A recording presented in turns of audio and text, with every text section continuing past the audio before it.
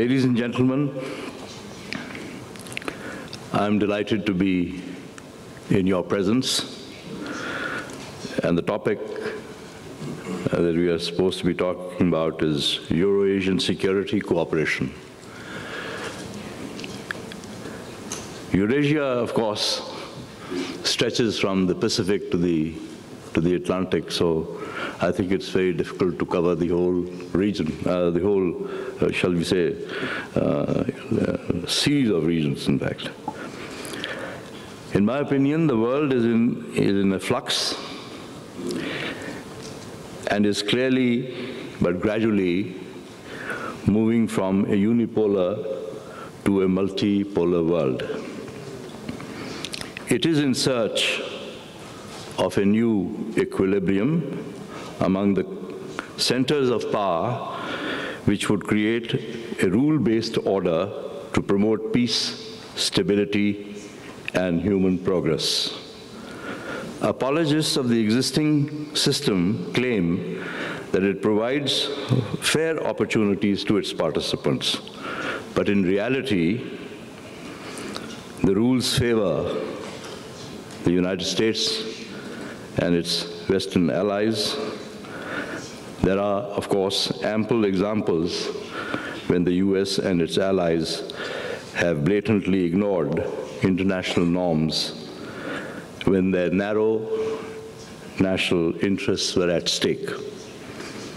One can see the wreckage in Afghanistan, in the Middle East, and North Africa.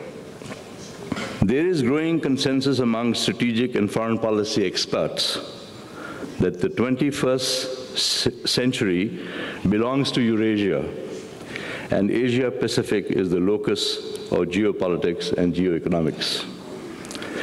The reassertion of Russia, the breathtaking rise of China, and rapid growth of other regional powers like South Korea, Japan, and India are forcing seismic changes across the supercontinent of Asia. Famous strategists Alfred Mahan, Sir Harold Mackinder, Brzezinski, and Kissinger have all underlined the strategic importance of Eurasia. Mackinder, in fact, theorized that whoever controls the heartlands, that is really the old definition is from Volga to the Yangtze River and from the Himalayas to the Arctics, would control the world, would control the heartland and the world. Brzezinski and Dr. Kissinger agreed with this viewpoint to some extent. There is also the view that is gaining ground that the 21st century's great game is about the new Eurasian-centered world, and the game has already started.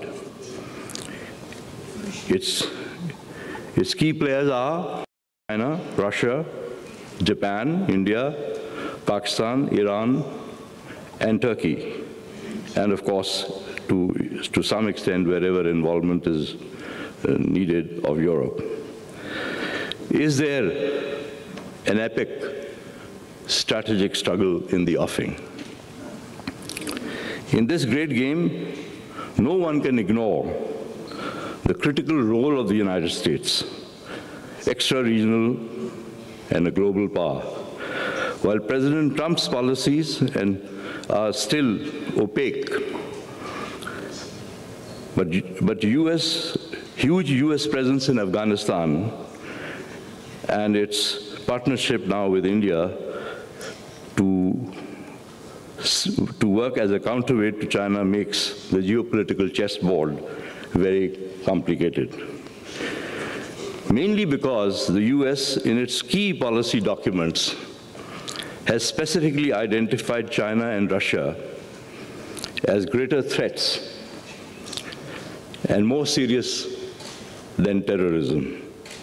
This does not augur well for peace and security and stability in Eurasia.